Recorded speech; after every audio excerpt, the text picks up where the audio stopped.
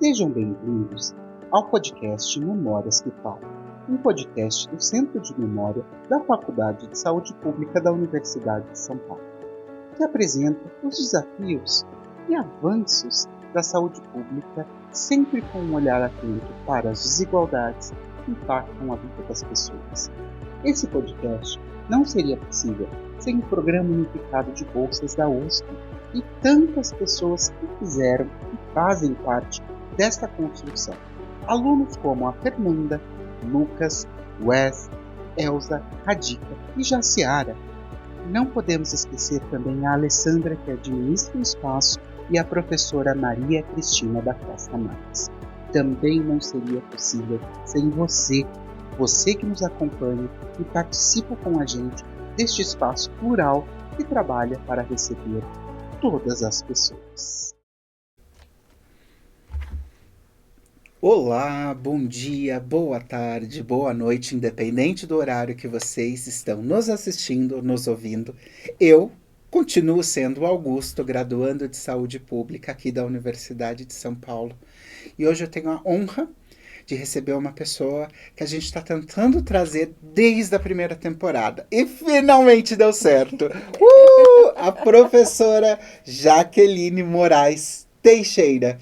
Bem-vinda, professora. Obrigada, meu querido. Gente, bom dia, boa tarde, boa noite. Estou muito feliz que deu certo. Tava querendo muito, assim, da gente ter esse papo por aqui. Então, bora. Bora, né, professora? Bom, a professora Jaqueline Moreira Teixeira. Moraes, desculpa! Moraes. Por isso que eu preciso das minhas notas, gente. Eu vou usar elas aqui agora.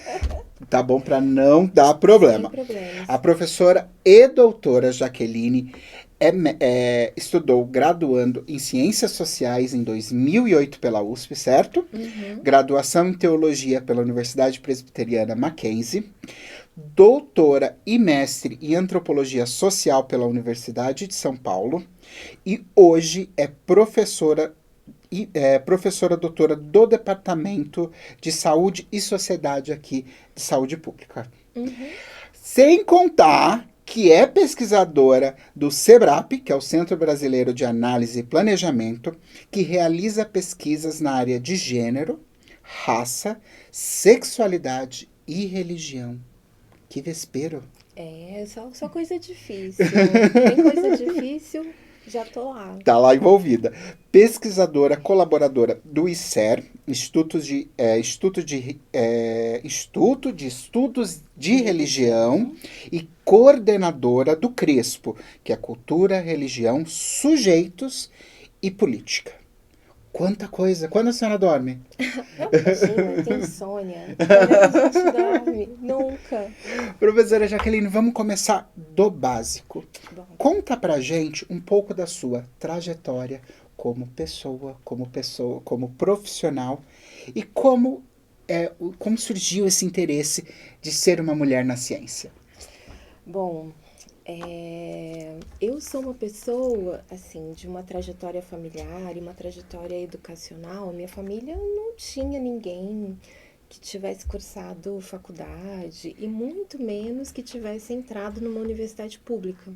Então, eu acho que da mesma forma, né, que o meu perfil étnico-racial ainda é um perfil pequeno, né, quando a gente olha para o quadro mais geral de docentes hoje na Universidade de São Paulo, eu acho que eu também tenho uma trajetória que foge um pouco à trajetória mais comum de quem historicamente se tornava docente de uma universidade tão importante como a Universidade de São Paulo, né? Então, eu sou de uma família nordestina, interracial, né?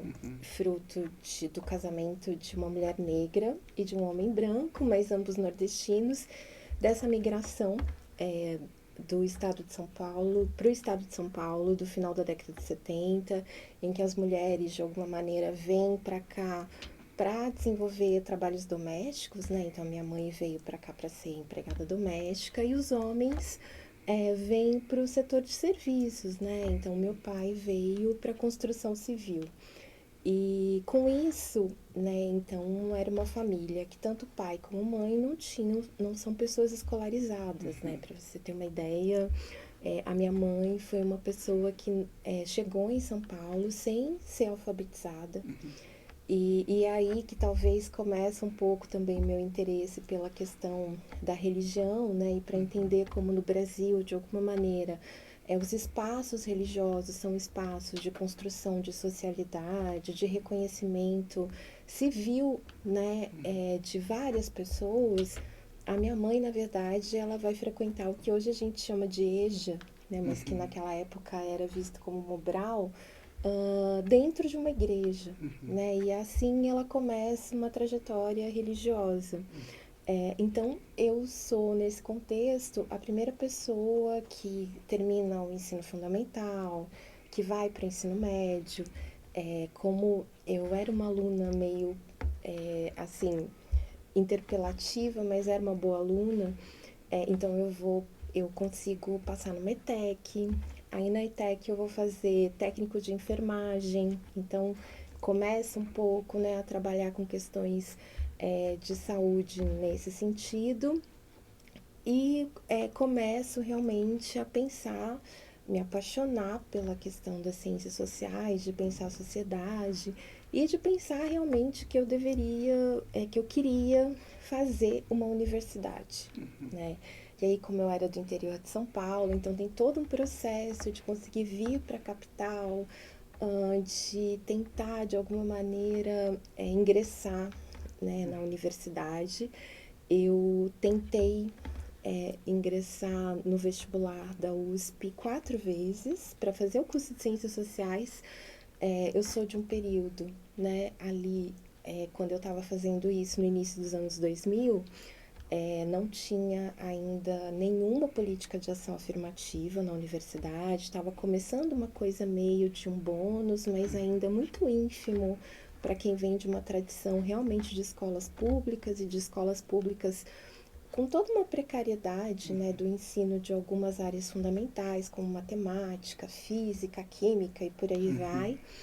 E eu realmente consigo ingressar apenas 4 anos depois, porque na verdade em 2005, eu já estou aqui falando as datas, aí já começa o cálculo da idade, né? Aí já é uma coisa que não vai ter jeito. Ah, não tem problema. Idade é um número. É um número, exatamente. Em 2005, eu consigo ser contemplada pelo ProUni, exatamente pela ação afirmativa, e começo a cursar Ciências Sociais numa faculdade particular, que inclusive ela é super importante, é um dos primeiros cursos de sociologia que a gente tem no contexto brasileiro, que é a Escola de Sociologia e Política, que existe até hoje, Sim. fica inclusive ali na Vila Buarque, né, pertinho do metrô Santa Cecília. E lá na Escola de Sociologia e Política, eu descubro que tinha provas de transferência externa para fazer a graduação na USP. E aí, então, no final do primeiro ano, eu presto essa prova e, né, aí sim eu consigo ingressar na USP e aí eu começo, então, aí que eu descubro realmente a paixão pela pesquisa, descubro, por exemplo, que havia mestrado, doutorado, e penso assim, puxa vida, nossa, como eu queria realmente ser uma pesquisadora, fazer mestrado, fazer doutorado. E paralelo à enfermagem, eu fiz também magistério. Olha. Então eu fui fazendo uma coisa e é, eu não tinha muita identificação nos estágios de enfermagem com essa dinâmica muito hospitalar, essa coisa muito intervencionista, essa dinâmica de uma saúde que faz uma intervenção direta nesse corpo que é enxergado logo de cara como um corpo adoecido, Sim. né? O que eu gostava nesses estágios era realmente da questão do postinho de saúde, da coisa mais preventiva, das palestras, exatamente por conta da minha identificação muito grande com a educação. Quando eu cheguei então em São Paulo, foi muito mais fácil para mim, porque eu fiz ETEC, fiz um bom curso de técnico de enfermagem, mas era um curso no interior. Foi muito mais fácil para mim me inserir no campo da educação do que no campo da saúde. Então eu começo a dar aula em escola, a dar aula de ensino básico, educação infantil, Então, eu vou fazendo toda a minha travessia pelas ciências sociais, acompanhada dessa trajetória também como docente de crianças e docente de ensino básico. Mas vou tentando também começar a trilhar um caminho na pesquisa. Então eu fazia umas certas loucuras, assim, porque, na verdade, o SEBRAP, que é a instituição que eu ainda atuo como pesquisadora até hoje, eu comecei como estagiária quando eu ainda estava na graduação, né? Exatamente para começar a ter experiência com pesquisa. E aí, então, eu dava aula de manhã, fazia o estágio à tarde e fazia a graduação à noite. Então, era bem caótico, né, como a maioria, assim, de todo mundo nesse contexto de graduação, mas acho que isso foi fundamental para eu ir realmente migrando e constituindo, assim, uma experiência de pesquisa, né? E aí, era inevitável o interesse pela temática de gênero, pela temática racial e pensando isso com a intersecção da questão religiosa, exatamente pelo modo como essas questões todas foram atravessando o meu processo e a minha trajetória de vida o tempo todo, né? A gente pensa ciência, mas pensa uma ciência muito a partir do lugar em que a gente está, né? E isso foi sempre muito importante para mim. Sim, pensar a ciência com aquilo que a gente conhece, com aquilo que a gente vive, Uhum, na minha opinião, torna ela tão mais potente, robusta, tão mais linda. E pergunta, professora, quando a gente falou dos seus projetos no uhum, SEBRAP, entre uhum, outros espaços, e a senhora falou assim, eu não poderia não, foi um caminho meio que orgânico a ser seguido, principalmente do gênero, esse tipo de coisa. Quando a gente fala de gênero, raça, etnia aqui no Brasil, uhum. você acredita que certas pessoas estão subjugadas a certos caminhos acadêmicos? E como que a gente faz para quebrar isso? Como que a gente discute isso? E como a senhora discutiu isso e chegou nessa posição linda, nessa posição maravilhosa de mulher na ciência, uma pesquisadora aqui no Brasil? Eu acho que essa pergunta é muito fundamental.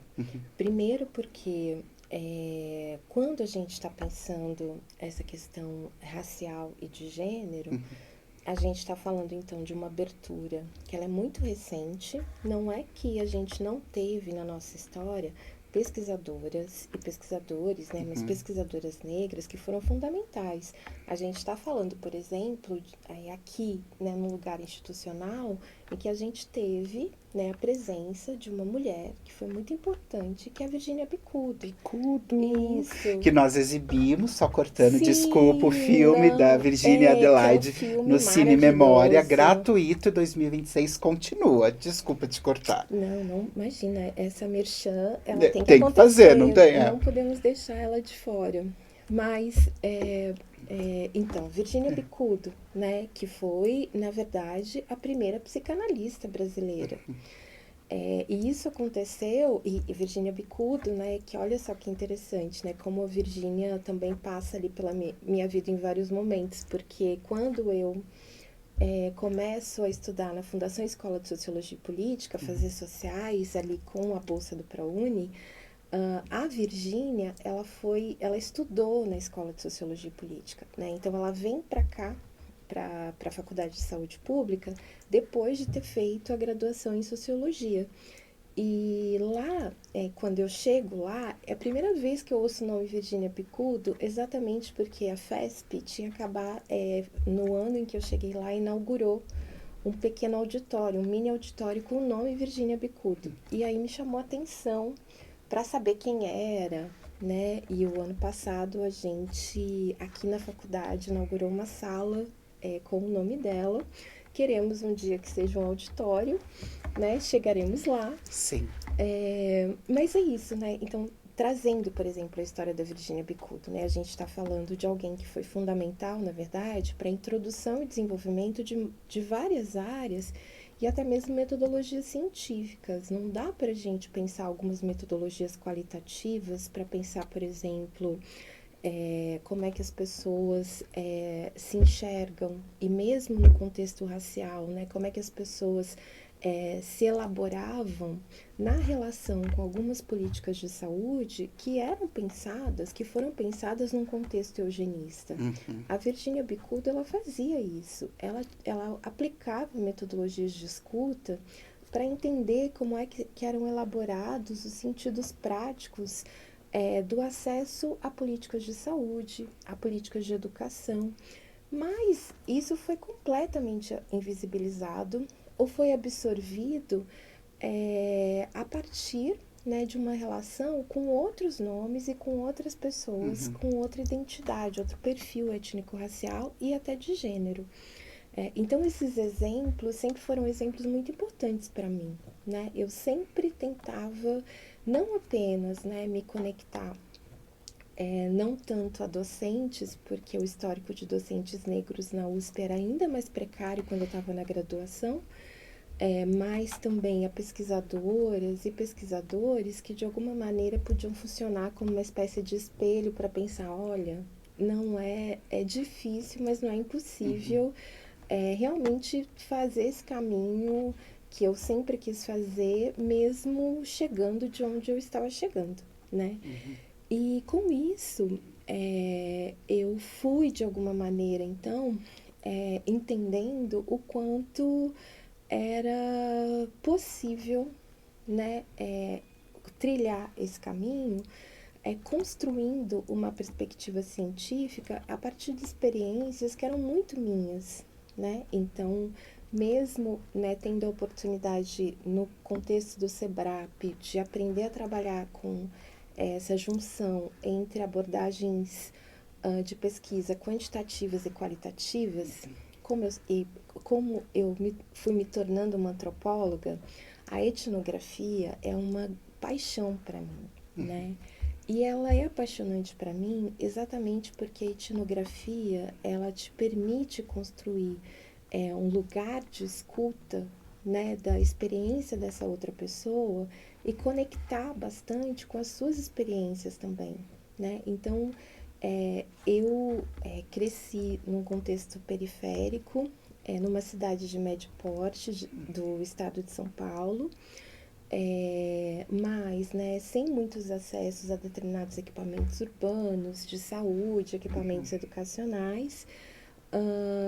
E, na verdade, eu cresci, então, percebendo que várias coisas eu só conseguia ter acesso via igreja. Né? Quando o Estado falha, outras instituições geralmente assumem, e muitas dessas vezes são as igrejas, né? Exatamente. Então, tipo, eu comecei a fazer aulinhas de inglês e outras pessoas, né, também faziam aulas de inglês, por quê? Porque a gente não tinha na escola, mas a igreja oferecia. Então, tipo, eu gostava muito de ler. E a gente não tinha livros em casa por questões mesmo de que era antes dessa era, eu brinco que a vida da criança pré-ECA, pré-estatuto da criança e do Sim. adolescente, era muito desafiadora e era muito difícil ter acesso a algumas coisas, internet, plano real, várias coisas que Sim. facilitaram um pouco a vida. E a minha escola não tinha biblioteca. Inclusive, eu fui uma das pessoas que desenvolveu, porque, enfim, questões à parte, o governo do estado de São Paulo teve um projeto nos anos 90 de treinamento político e eu fui vereadora mirim na minha cidade. Praticamente uma subcelebridade. E então eu consegui implantar uma biblioteca na minha escola. Né? Parabéns, antes de Obrigada. tudo, parabéns. Mas antes disso, onde foi que eu entendi o que era uma biblioteca e comecei a ter e emprestava livros que não eram só livros religiosos, eram livros de literatura. Era a igreja que tinha uma biblioteca que era aberta à comunidade, né? Então eu fui olhando para essa minha experiência de vida e fui percebendo que ela me possibilitava produzir um saber científico que de alguma maneira ajudava a pensar determinadas questões e a tensionar dimensões que já eram entendidas como verdade, mas que quando a gente olhava para a experiência dessa população que de fato está mais distante dos equipamentos e constrói os seus próprios equipamentos e as suas próprias redes de solidariedade, que isso era importante para entender e para pensar algumas questões, né? Pensar como é que essa ponta, essa margem social olha para o que são as políticas públicas, como é que essa margem se identifica com questões relacionadas à saúde, à educação, o que aproxima, o que distancia. Então, eu acho que foi nesse sentido que o meu contexto de vida, por mais que ele tenha sido muito distante de tudo isso, ele foi me ajudando também a me inserir e me conectar com determinadas metodologias de pesquisa e metodologias científicas que foram me permitindo compreender questões relacionadas, muito relacionadas a essa experiência situada, né, de uma pessoa negra que vive num território que é um território, né, periférico e que vai, de alguma maneira, então, tendo que disputar a sua presença nesses equipamentos, né? Sim. E esses equipamentos, quando a gente fala, eu acredito que o Departamento de Saúde e Sociedade pode ser um equipamento de promoção de saúde, assim, fenomenal. Uhum. E eu queria saber um pouquinho sobre, a gente percebe uma pluralidade dentro da sua formação, dentro da sua vida, dentro da sua pessoa, fenomenal. Que une antropologia, sociologia, teologia. E o quanto essa pluralidade sua, ela é urgente, ela é necessária dentro do Departamento de Saúde e Sociedade aqui da Faculdade de Saúde Pública. Meu Deus, que difícil. Bom, eu acho que o Departamento de Saúde e Sociedade, ele, na sua história, assim, pelo que eu conheço, né, desde que eu cheguei aqui nesse ano, é um departamento, na verdade, que sempre tentou pensar a saúde e principalmente a produção, né, de linguagens relacionadas à saúde a partir de uma perspectiva muito interseccional.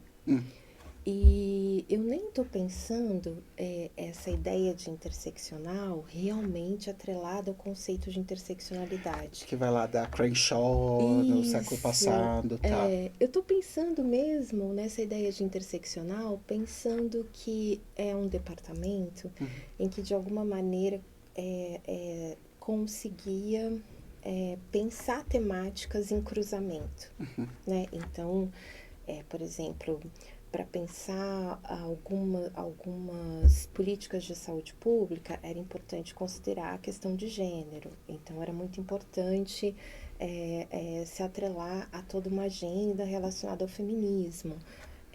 Para pensar, era importante... também em questões relacionadas à política pública, era importante enfrentar a questão da infância, enfrentar a questão do envelhecimento, né? E pensar essa relação, né, da produção social de políticas de envelhecimento. Então, acho que essa conjuntura sempre, de alguma maneira, relacionou muito bem a perspectiva entre saúde, e para ser redundante no nome, e as questões sociais mesmo. Sim. Né? E essas questões sociais. Então, eu acho que, talvez nas últimas 2 décadas, o departamento ele vai, então, reunindo temáticas de pesquisa a partir, né, dos docentes e pesquisadores, que tá sempre muito preocupado em interseccionar essas questões. No meu caso, né, e é bem interessante, né, como é que eu chego aqui? Então, né, como eu disse, eu fiz toda a minha trajetória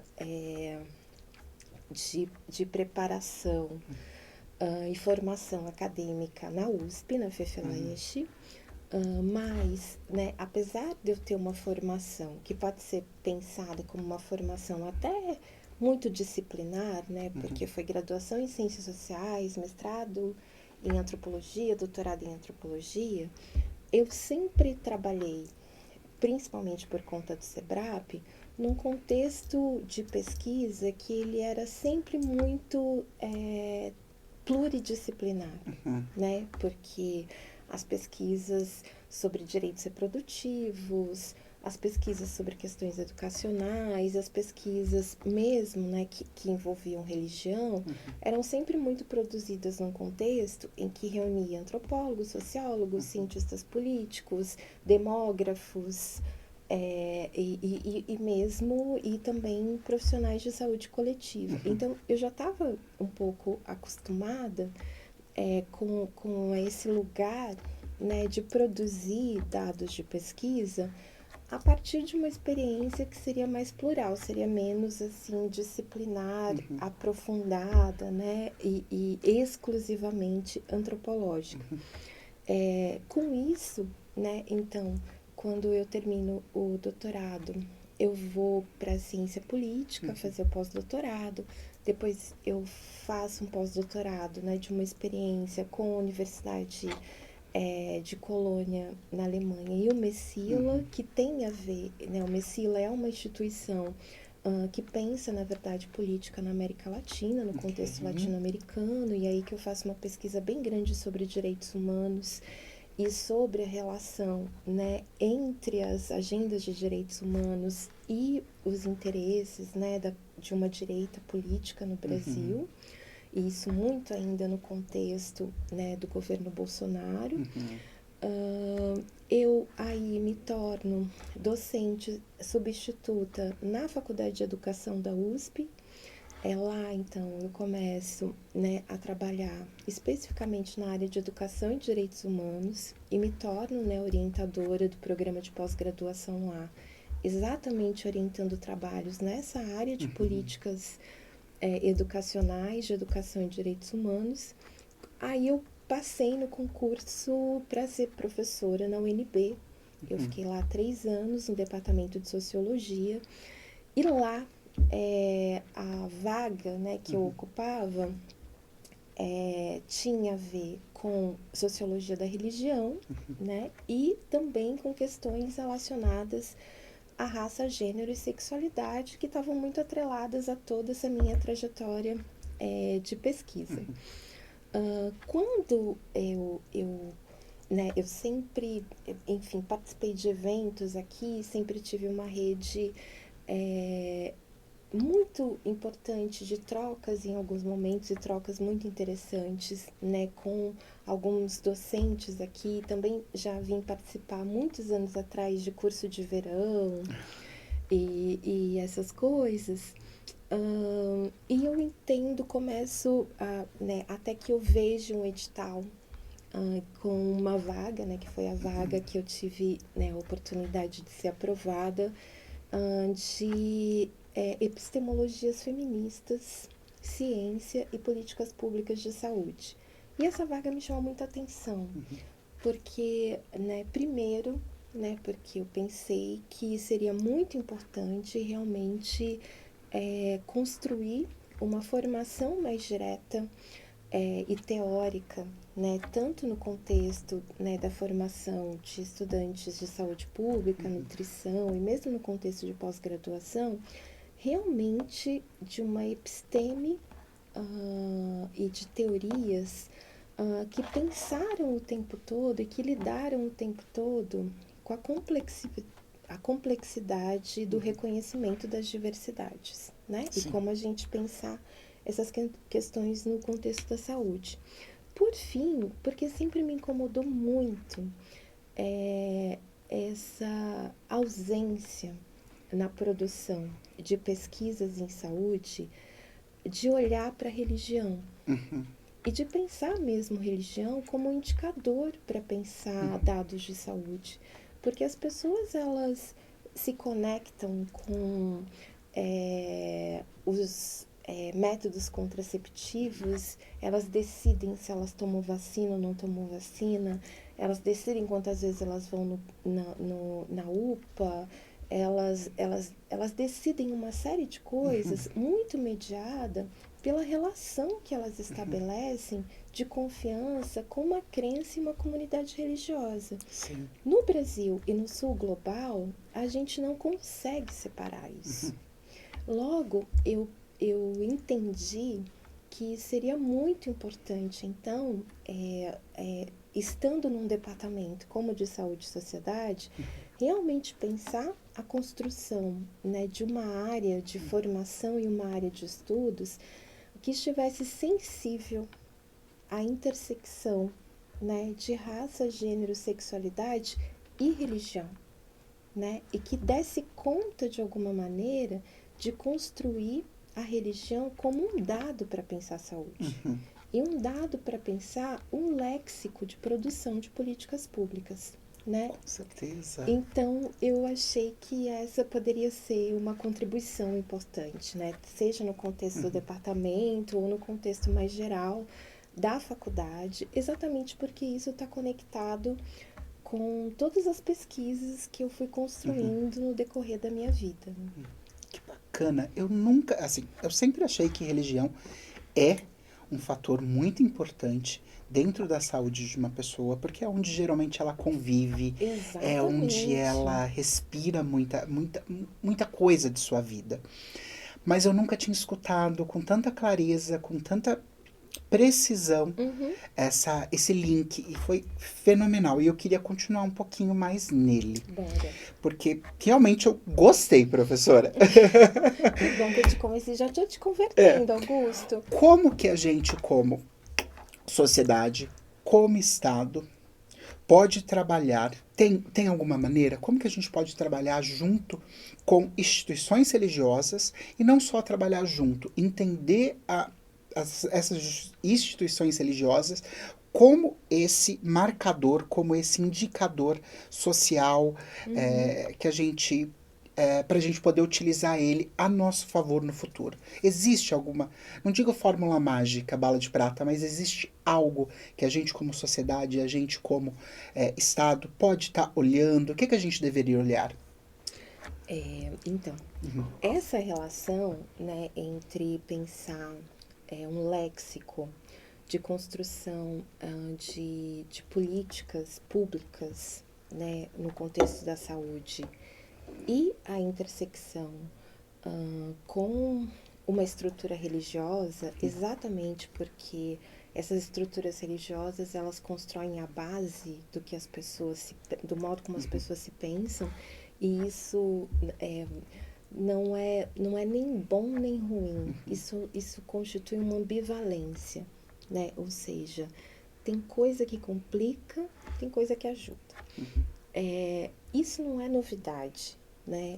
Quando a gente está olhando a produção das políticas públicas de saúde no Brasil, a gente tem uma forma específica de cristianismo que sempre foi fundamental e serviu como condição estruturante de produção dessas políticas, que é a Igreja Católica. Né? A gente vai ter, por exemplo, só para citar um exemplo, as Santas Casas. Que eram muitas vezes o único meio de uma pessoa ser atendida, e ainda hoje pode ser um único meio de uma pessoa ter acesso à assistência de saúde, não é? Não, com certeza. Por exemplo, eu sou de uma cidade grande, né, Piracicaba, e é uma cidade que o principal hospital público da cidade, né, o lugar, não só o hospital, mas ao lado, né, a principal UPA, o principal é uma Santa Casa, é a Santa Casa que administra, ela recebe a verba, mas é ela que administra, é ela que condiciona, é ela que empresta o espaço. Então, quando você entra na UPA, quando você entra na parte do pronto-socorro, você vai ver cruz para todo lado, você vai ver, né, representações de santos, né, Nossa Senhora e tudo mais. Então, eu acho que tem uma quase que algo que é meio difícil de separar, né? E isso é atravessado por vários fatores, né? Nós somos um território que foi colonizado por uma estrutura norte global que trouxe o catolicismo como linguagem estruturante para pensar a sociedade, seja em toda a sua confusão que vai produzir, inclusive, uma lógica escravocrata de sociedade, seja mesmo na definição do que seria humanidade e do que seria dignidade humana, né? Porque a gente também transita no contexto nacional, num repertório de direitos humanos que também foi muito informado pelo catolicismo, né? O fato é que o perfil religioso brasileiro, ele vem se transformando, né? E isso está relacionado ao crescimento da população evangélica. O catolicismo ainda é a religiosidade mais presente, né? Mas as denominações evangélicas vão crescendo. Elas são predominantes em territórios com pouquíssima distribuição de equipamentos de saúde. Então, a gente teve até quando saíram uma pesquisa significativa, grande, nacional do Datafolha, que eu acho que é de 2024 essa pesquisa, que ela vai revelar que a gente tem mais templos religiosos no Brasil do que unidades de saúde. Então, Eu não sabia dessa informação. Então isso já traz aí um ponto para a gente pensar. Né? É mais fácil a pessoa encontrar uma igreja do que chegar num posto de saúde. Né?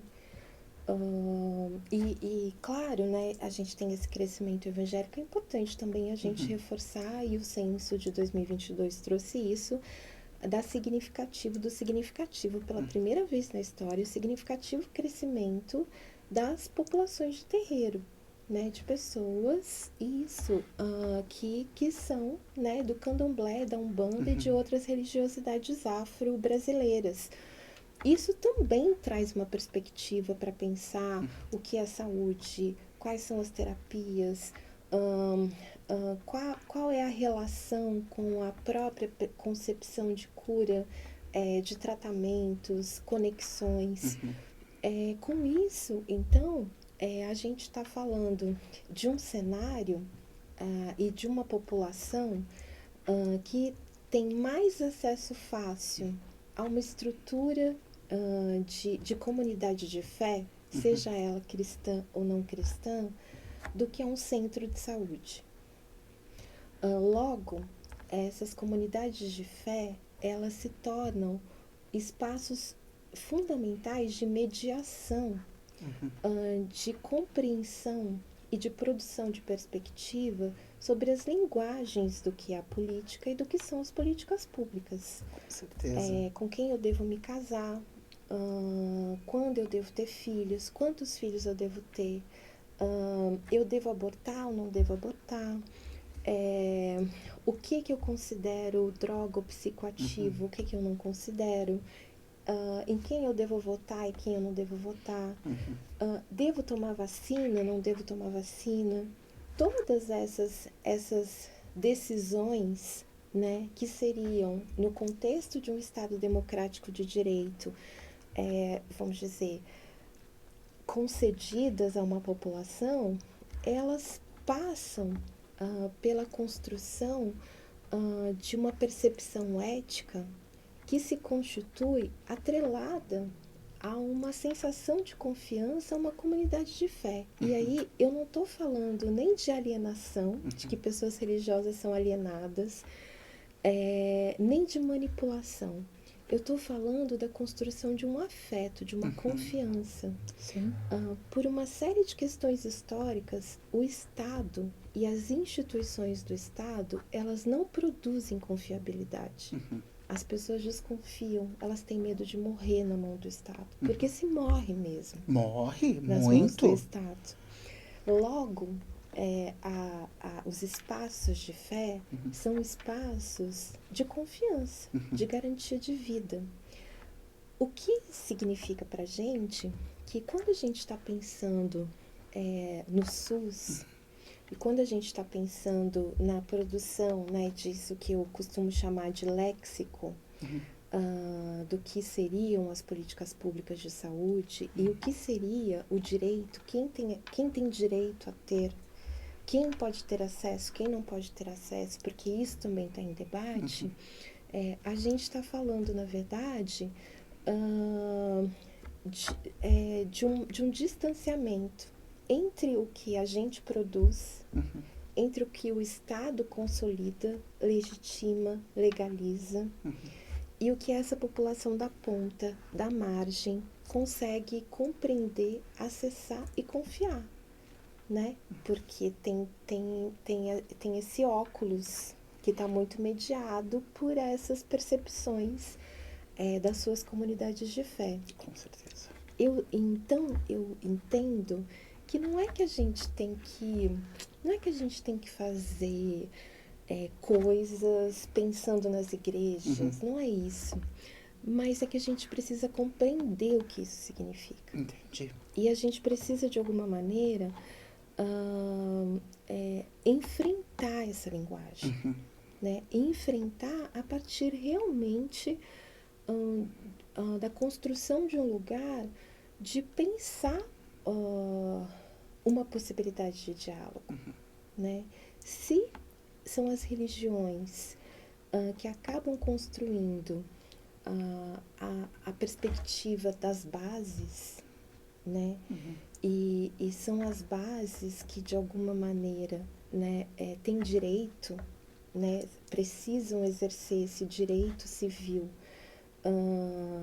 de poder ter acesso ao que precisa para viver bem, para ter qualidade de vida.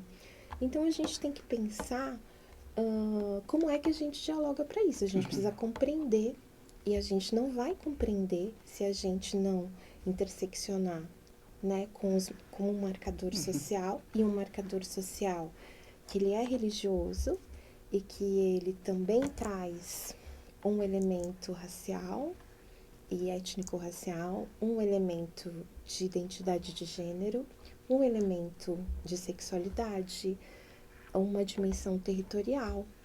E como necessariamente a gente consegue chegar lá, né? Construir esse afeto, construir essa confiança no conhecimento que a gente produz. A senhora falou em afeto.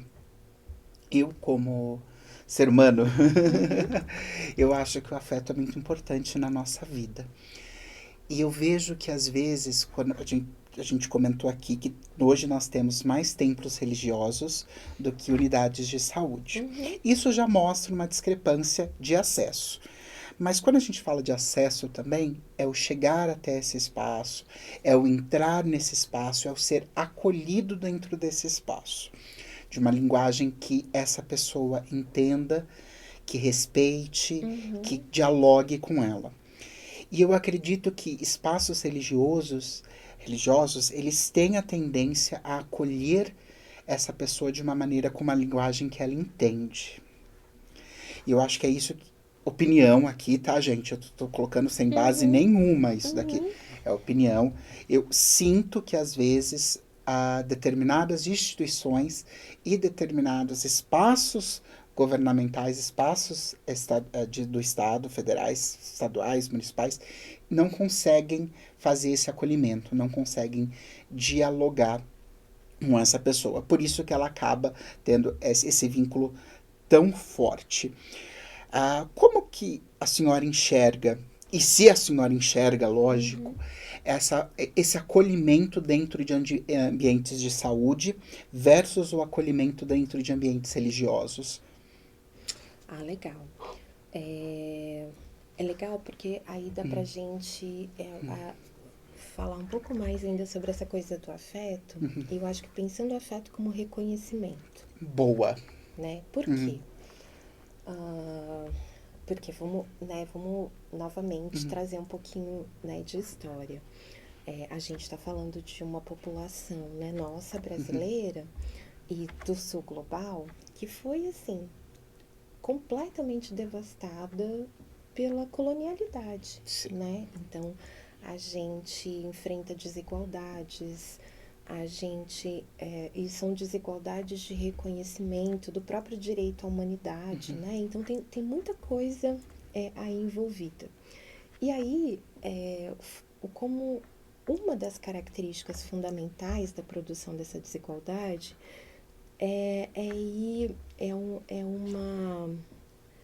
uma abjeção, né? Uma ideia de construir em alguém a sensação de ser abjeto, né? E essa palavra é uma palavra meio chatinha, mas é uma palavra que eu gosto muito, porque a ideia de abjeto, apesar de ser uma ideia psicanalítico-social, o sujeito objeto é um sujeito que você distancia, sabe? Que você joga para longe. À margem. Isso. Certo. E produzir abjeção, então, não é só produzir um lugar simbólico de recusa. É territorial de recusa. Com Né? certeza. O sujeito objeto, ele é jogado para longe mesmo, né? Especulação imobiliária aqui em São Paulo, é Isso, claro. exato. É um mecanismo de abjeção, né? Porque você não vai tendo dinheiro e você vai tendo que ocupar um território cada vez mais distante, Sim. cada vez mais sem condições e atravessados, né, por questões ambientais, climáticas e por aí vai.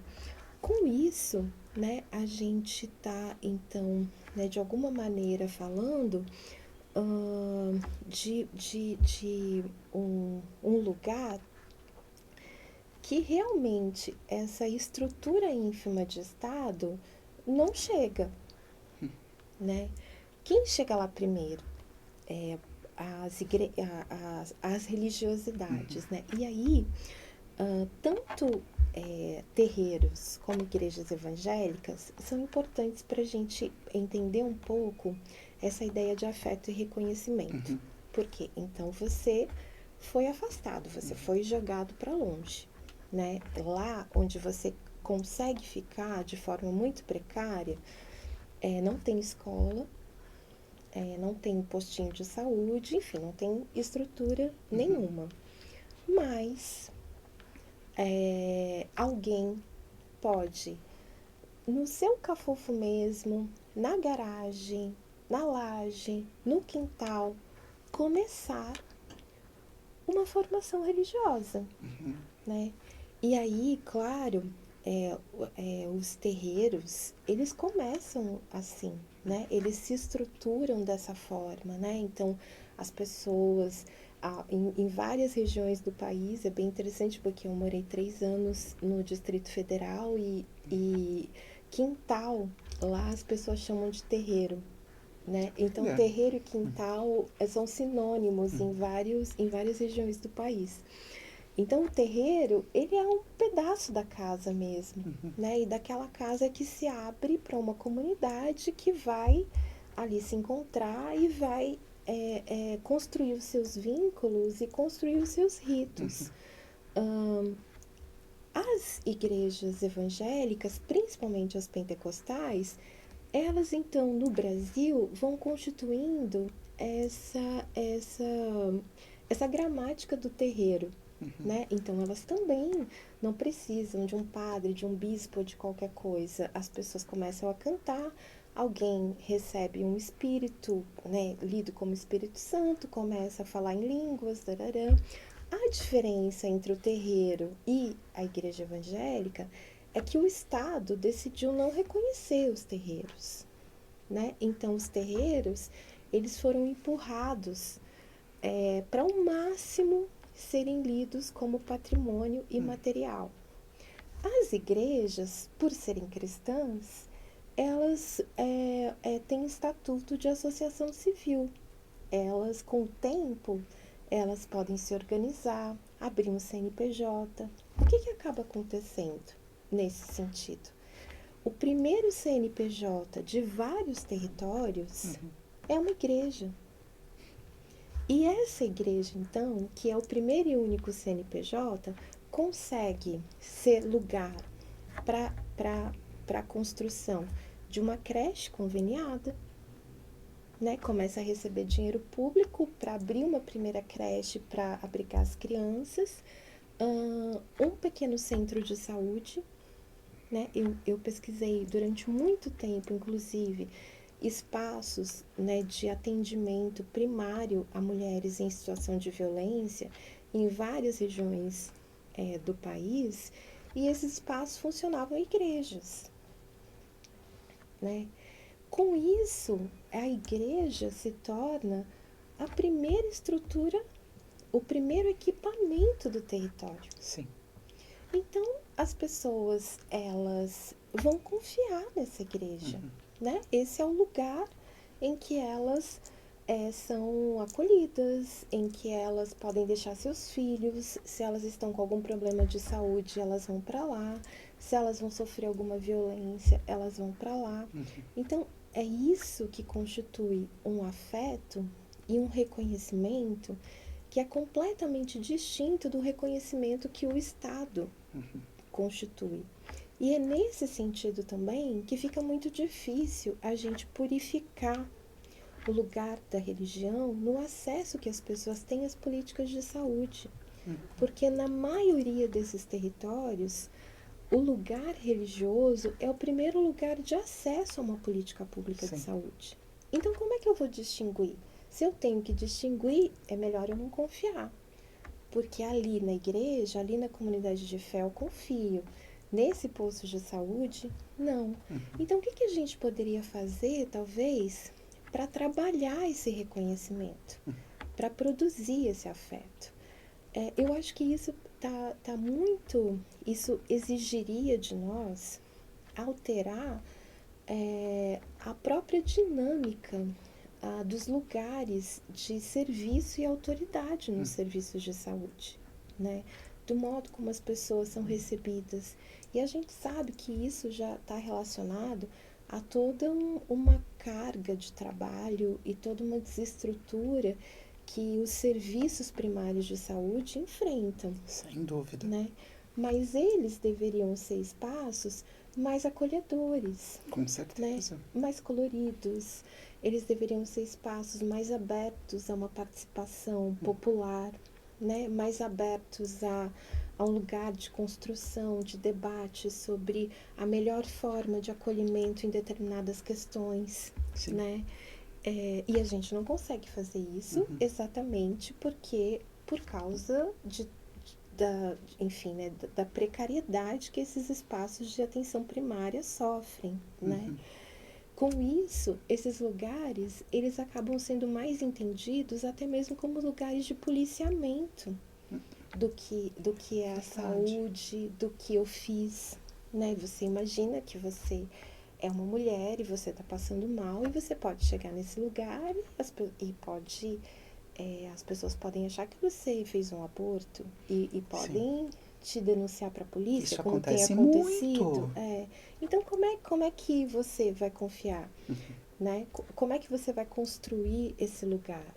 Né? Então, essas são várias questões que eu acho que a gente tem que enfrentar, até mesmo como formação de sanitaristas e profissionais da saúde, para a gente conseguir, de alguma maneira, realmente reconfigurar esses lugares. Verdade, professora, muito bem falado. Vou continuar nesse gancho de violência doméstica.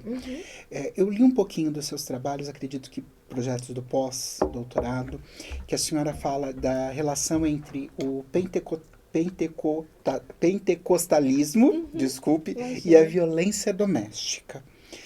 E essa maneira como a rede de apoio, muitas vezes, é esse espaço religioso que vai acolher essa pessoa vítima de violência. Vítima não, essa pessoa que sofreu violência. Isso. Essa pessoa. Conta pra gente como foi trabalhar com esses temas. Conta pra gente um pouquinho, dá aquele resumão. Tá. Eu cheguei nesse tema da violência contra as mulheres exatamente, né, porque eu sempre fui no contexto, né, da temática dos direitos reprodutivos, que sempre foi a minha temática mais central de pesquisa, e pensar direitos reprodutivos em igrejas pentecostais e neopentecostais, né? Então, pesquisei durante muito tempo o debate sobre direitos reprodutivos na Igreja Universal, uma questão muito específica, né, exatamente porque teve um momento que o Edir Macedo, fundador da Igreja Universal, começou a fazer uma campanha favorável à legalização do aborto. Isso faz muito tempo, foi entre 2007 e 2008, e aí isso surgiu uma série de questões que eu comecei a pesquisar. E nesse contexto, né, de pensar aborto, métodos contraceptivos e outras questões, nesse contexto específico de projetos de igrejas pentecostais voltado para as mulheres, né, mulheres de periferia, em sua maioria mulheres negras, eu fui realmente percebendo o quanto as violências de gênero no geral, mas a violência doméstica em especial, era um tema, né? Várias mulheres sofriam violência, né? E fui percebendo, principalmente no contexto que eu pesquisava mais a fundo ali durante o doutorado, principalmente a Igreja Universal, a construção de uma abordagem diferente nesse sentido, né? Então, o incentivo ao divórcio, a criação de estruturas que encaminhavam para determinados equipamentos, como, né, a partir do momento que foi inaugurada a Casa da Mulher, e isso começou a me chamar a atenção, né, de que, de alguma maneira, o reconhecimento da violência doméstica trazia para esse contexto religioso, estava tensionando nesse contexto religioso algumas abordagens que eram abordagens tradicionais do contexto religioso cristão, como nunca se separe, seu marido vai melhorar, né? E como eu sempre brincava, eu estava vendo as héteras meio diferentes, assim, as héteras estavam meio se revoltando. E eu achei isso um movimento bem interessante, até porque ele não aparecia muito, né? E achei que era importante compreender isso. E aí eu comecei a mapear projetos desenvolvidos em igrejas evangélicas, principalmente pentecostais e neo, que eram voltados para atendimento de mulheres em situação de violência. Então, olhei para esses projetos, né, antes da pandemia e no contexto da pandemia também, em que a questão da violência doméstica explodiu bastante. Basicamente, né, nesses projetos que eu pesquisei, havia uma dinâmica muito interessante para pensar, né? A primeira delas estava relacionada ao modo como a figura do pastor, né, do homem, esse homem conselheiro, tutor, era deslocada, né, para que mulheres fizessem esse lugar, esse caminho, né? Então as mulheres em que de alguma maneira eram elas que falavam, elas então talvez em algumas igrejas, principalmente igrejas com poder mais masculino, assim evidente, como o caso da Igreja Universal, por exemplo, esse era um lugar que o homem não aparecia, né? Era uma coisa muito meio Marisa, de mulher para mulher. Muitas mulheres ali. Outra característica importante que me chamou a atenção, o modo como, à medida que as mulheres iam se envolvendo nesse projeto de atendimento, elas entravam no EJA para terminar o ensino médio e elas iam para a faculdade, cursar quais cursos, né? Assistência social, direito e enfermagem.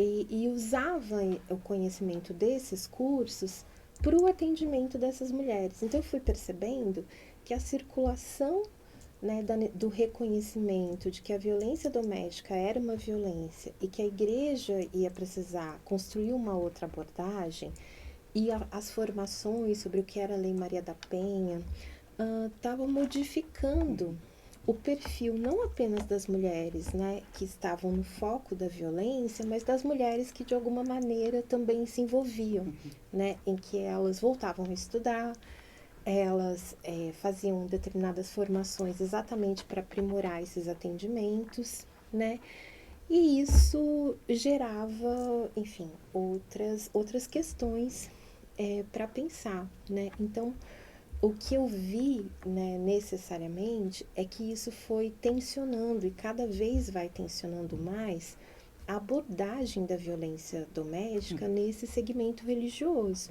né, em que vai trazendo mais mulheres para esse debate e as mulheres vão deslocando os homens e vão trazendo a importância do divórcio, a importância da igreja ser um lugar de acolhimento nesse sentido. E isso realmente foi uma coisa que começou a me chamar muita atenção. Como, né, eu tenho um último artigo sobre essa pesquisa, né, com os dados que eu coletei até 2023 e que vai ser lançado, acho que acredito até junho. Isso mesmo, né, vamos torcer. Revistas acadêmicas demoram muito. Sim, e estão cobrando muito ultimamente, Não, né? ainda essas, as que pensam mais ciências sociais, elas ainda são de graça. Mas realmente estão cobrando muito. Em que tem uma questão aí que a minha pesquisa acabou acompanhando, que foi a entrada dessas mulheres na política. Então, várias mulheres que fundaram programas de atendimento para mulheres em situação de violência em igrejas se candidataram para deputadas em 2022 e foram eleitas. Bem. Né? Então, candidatas e eleitas em partidos de direita. Então, isso traz um outro elemento interessante para a gente pensar, e Damares é uma delas, né? Que é realmente como é que circula essa pauta, né? E como essa pauta, né, consequentemente, acaba sendo absorvida por um segmento político, mas ao mesmo tempo tensiona esse segmento político. Porque essas mulheres, elas também não podem serem submissas vamos dizer, né, como se espera que elas seriam, alguma coisa assim, né?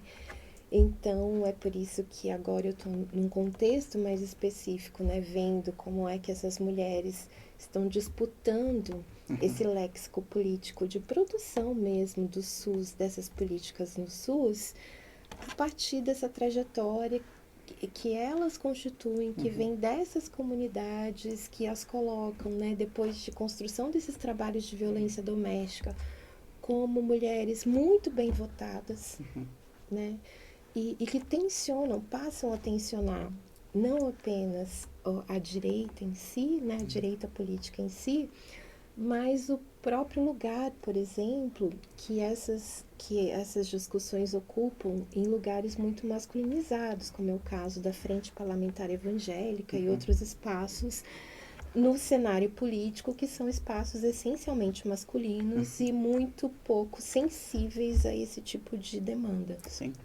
Com certeza. Professora, eu queria ficar aqui o dia inteiro conversando. A gente não falou sobre a juventude de baixa renda, os indicadores de saúde das periferias brasileiras que a gente precisava falar. Eu queria falar de racismo estrutural. É muita coisa, gente, para falar. É muita coisa. Você não sabe o quanto essa mulher produz. Gente. Então, antes de tudo, vamos dar uma salva de palmas para ela, porque ela merece. E agora vocês entendem por que eu queria trazer ela aqui desde o ano passado. Eu tô me sentindo. Mas eu queria perguntar, uma das últimas perguntas, eu queria que a senhora comentasse um pouquinho pra gente da Comissão de Cooperação Internacional da Faculdade de Saúde Pública e também um pouquinho dos seus projetos. Conta pra gente onde a senhora está, o que está fazendo, o que nós estamos fazendo, parte, né? Vivem, como se reproduzem, essa coisa. Conta pra gente um pouquinho dessa coisa mais institucional pra gente, onde que as pessoas podem te encontrar e o que as pessoas vão encontrar. Perfeito. Bom, né, quando a gente chega na faculdade e assim, a vida de docentes, universitários e pesquisadores é uma vida, a gente trabalha bastante. Porque, além da questão... Muita gente acha que não, né? Desculpa. Muita gente acha que não. Mas, assim, para além das aulas, que na minha perspectiva é, assim, a melhor parte, A gente tem muitas atividades burocráticas institucionais que a gente desenvolve, né? Então, eu estou fazendo algumas delas e, atualmente, eu estou como vice-presidente da Comissão de Internacionalização e Nacionalização da Faculdade. Uhum. Essa comissão, ela é ligada a um órgão maior, né, que fica na reitoria, que chama Alcane, e que realmente pensa como é que estudantes podem ter, sejam de graduação, de pós-graduação, docentes, podem, e funcionários também, podem ter a sua experiência de internacionalização. Estudar em outra, passar um período em outra universidade, conhecer outras pessoas, se conectar com outras temáticas. E aí, então, tem sido uma experiência muito legal. Primeiro, né, porque eu acho que a internacionalização ainda acontece, várias pessoas têm acesso, mas ainda é um desafio para a gente. A gente ainda recebe poucas bolsas de internacionalização, o que recorta muito o perfil de quem consegue ter essa experiência. Sim. Então, eu estou nesse contexto com a professora Adelaide e a gente tem tentado muito pensar projetos que ajudem um pouco, tanto a aumentar o número de vagas, o número de bolsas, como também alterar o perfil de quem consegue se internacionalizar atualmente, né? Trazendo mais pessoas que tiveram uma trajetória na escola pública, mais pessoas também negras e indígenas, né, que na verdade é o perfil que menos se internacionaliza. Isso para que todo mundo possa ter esse acesso e também abrir mais a universidade, a faculdade especificamente, para receber alunos de outras regiões do país, né? E aí, então, pensando um pouco a estruturação de alguns projetos que a gente tem nesse sentido, né? Um deles é o PEG, que é um projeto em que a gente recebe estudantes do continente africano, mas também formas para a gente receber estudantes, enfim, de outros espaços. Mas agora, no final desse mês, inclusive a semana que vem, é claro, né, que podcast fica, né? Então, eu estou falando de março de 2026. Sim. A gente, né, está num contexto de eleições, né? Então, a direção da faculdade acabou de passar por uma eleição. Nós vamos ter a posse de um novo diretor no final da semana que vem. Só cortando. Parabéns, Marco Ackerman. Isso, exatamente. Muita coisa boa aí nessa sua Muita nova coisa gestão que está boa. começando. Nova não, gestão que Gestão que está começando. começando. E aí, então, essas nossas comissões todas, elas passam por reformulação e por eleição. Então, eu estou, na verdade, agora, né, em outra chapa, que vai passar por eleição na semana que vem. Isso não é uma campanha eleitoral, porque é só a congregação da faculdade que vota. E eu acho que semana que vem ainda não vai ter ido ao ar, vai demorar pelo menos umas 2 semanas. Exatamente. Então, gente, não existe problema algum. Que é a CIP, né? A Comissão de Inclusão e Pertencimento da faculdade. Eu estou montando, eu fui, né, convidada pela professora Cris Marques, e aí nós somos uma chapa, ela como presidente e eu como vice. Então, caso, né, se nós formos eleitas, então a partir de abril, aí eu começo, na verdade, a trabalhar na comissão, né, como vice-presidente da comissão de inclusão e pertencimento.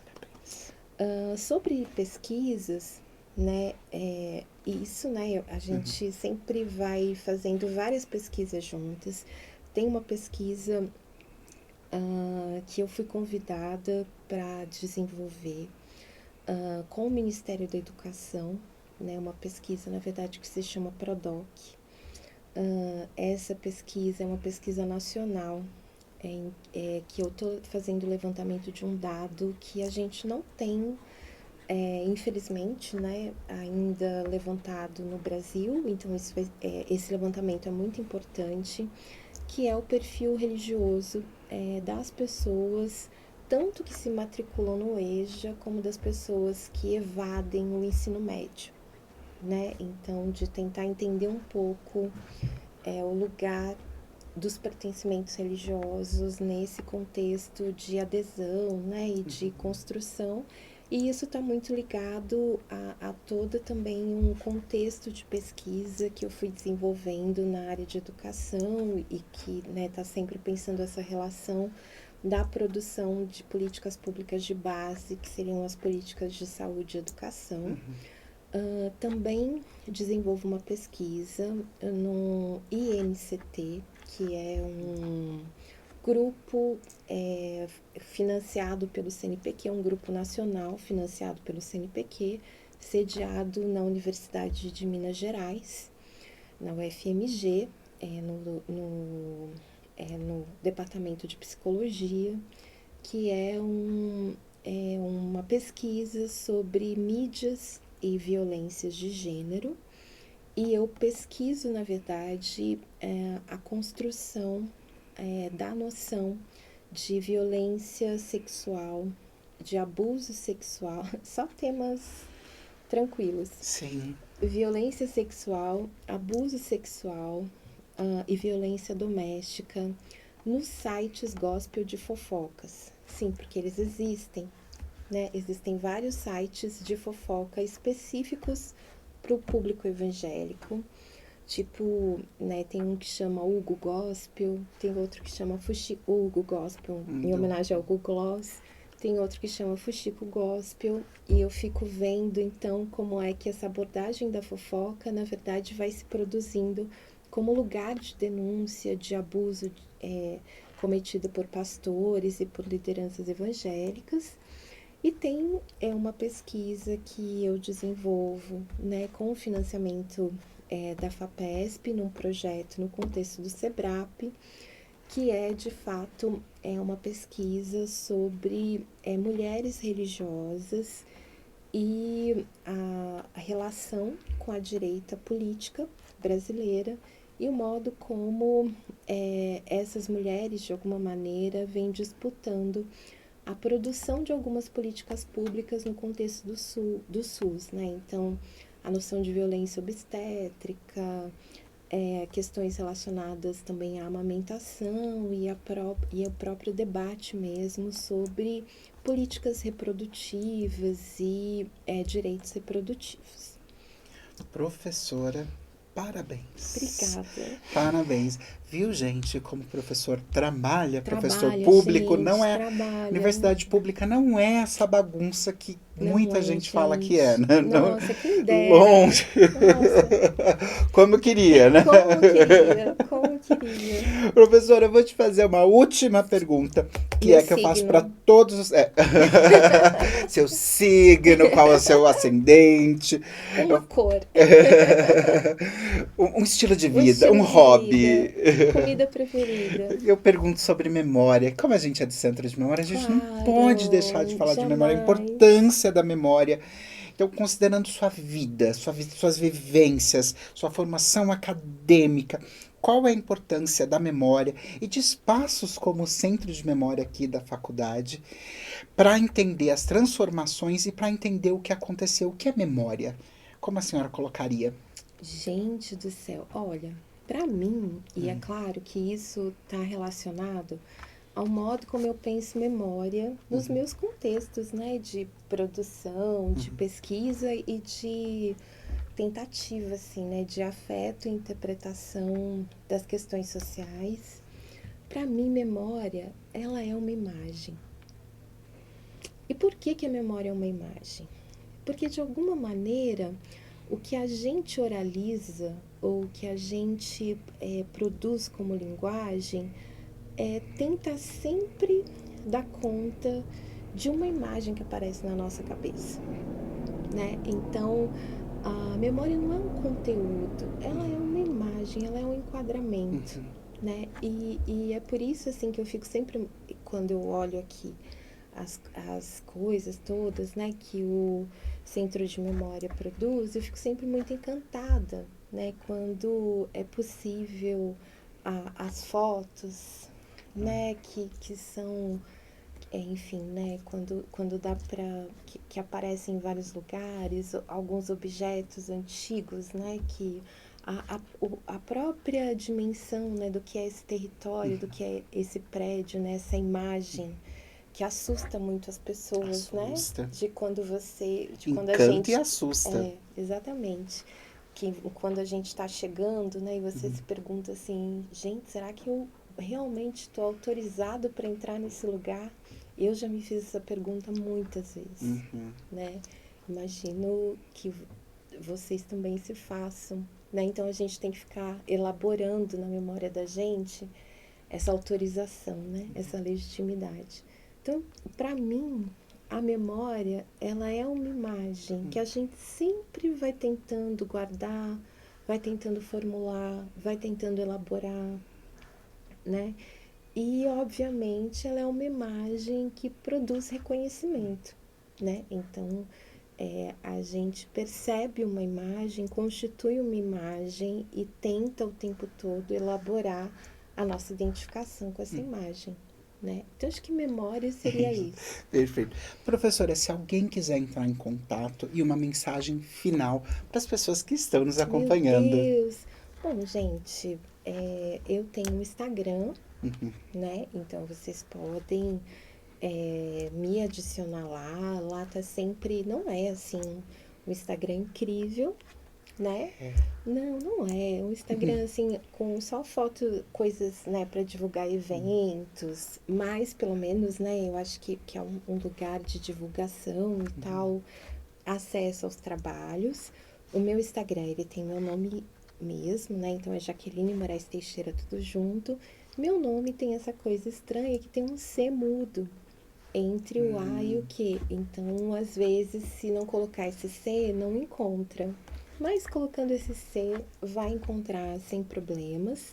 Acho que para quem está aqui, né, a minha sala fica, né, no segundo andar, no corredor do Departamento de Saúde e Sociedade.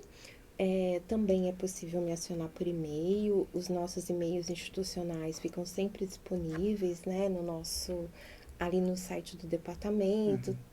Encontra-se sempre o nome do docente, o e-mail. Tudo Mas atualizado. às vezes eu acabo conseguindo responder mais rápido pelo Instagram, porque o modo como o Instagram organiza, né, geral, acaba facilitando, e o e-mail, às vezes, as mensagens se perdem um pouco mais.